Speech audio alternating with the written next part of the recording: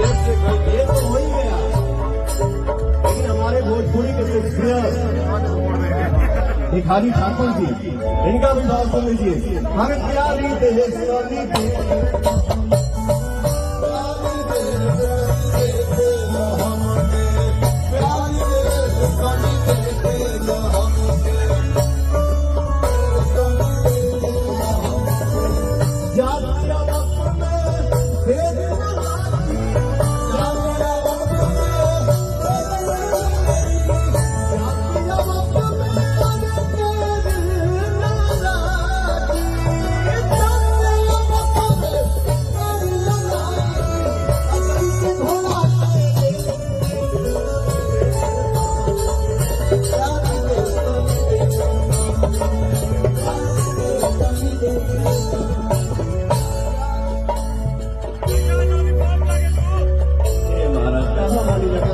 Maharashtra